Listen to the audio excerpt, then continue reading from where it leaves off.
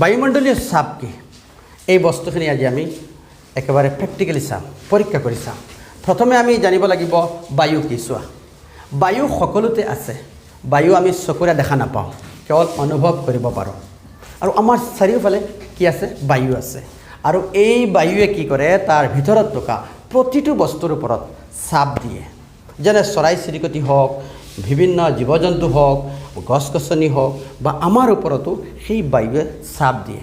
কিন্তু আমি সেই চাপটো অনুভৱ কৰিব নোৱাৰোঁ, কাৰণ আমাৰ শৰীৰৰ ভিতৰতো সম পৰিমাণে কি হয়? চাপ সৃষ্টি হয়। গতিকে আমি অনুভৱ কৰিব নোৱাৰোঁ।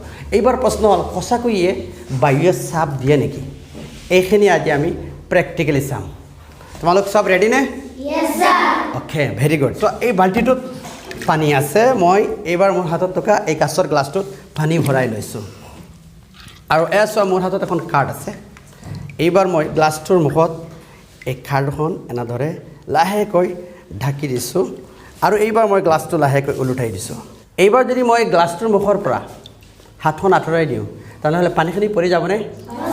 এটা ধাৰণা হয় নহয়, পানীখিনি পৰি যাব। চাওঁচোন সঁচাকৈয়ে পানীখিনি পৰে নে নপৰে। 3, 2, 1। পানীখিনি পৰিছেনে?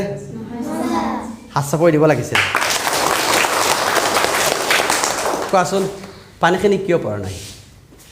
কিবা আঠা লগাইছোঁ নেকি ইয়াত? কিবা আঠা লগাইছোঁ নেকি? তেনেহ'লে পানীখিনি কিয় পৰা নাই? পানীখিনি পৰি যাব লাগিছিল। কিয় পৰা নাই? মই তোমালোকক এই কথাখিনি বৰ্ণনা দিছোঁ। পানীখিনি তললৈ পৰি যাব লাগিছিল, কাৰণ পানীখিনিৰ ওজন আছে। আৰু যিকোনো ওজন থকা বস্তু সদায় তললৈ পৰি যায়, মাধ্যাকৰ্ষণিক বলৰ বাবে পৰি যায়। কিন্তু এই ক্ষেত্ৰত পানীখিনি কিয় নপৰে? মই গ্লাছটোৰ মুখত বা এই কাৰ্ডখনত কিবা আঠা লগাইছোঁ নেকি? তেনেহ'লে কিয় নপৰে? মই কাৰণটো কৈছোঁ, কাৰণ পানীখিনি তললৈ পৰি যাবলৈ গ্লাছটোৰ ভিতৰত যি চাপৰ সৃষ্টি হৈছে তাতকৈ বাহিৰৰ বায়ুমণ্ডলীয় চাপটো বেছি। সেইকাৰণে পানীখিনি এই কাৰ্ডখন আঁতৰাব পৰা নাই আৰু পানীখিনি তললৈ পৰি যোৱা নাই। আৰু ইয়ে প্ৰমাণ কৰে যে আমাৰ চাৰিওফালে থকা বায়ুৱে সকলো দিশত সোঁৱে বাৱে তলে ওপৰে এটা চাপ সৃষ্টি কৰে, যাক বায়ুমণ্ডলীয় চাপ বুলি কোৱা হয়। যাক কি চাপ বুলি কোৱা হয়? তোমালোকে নিজে ঘৰত গৈ এইটো চাব পাৰিবানে নাই? ভাল লাগিছেনে নাই? বা বায়ুমণ্ডলীয় চাপ কি বুজি পাইছা নেকি? বায়ুৱে কেনেকুৱা চাপ দিয়ে বুজি পাইছা নেকি? Okay, very good.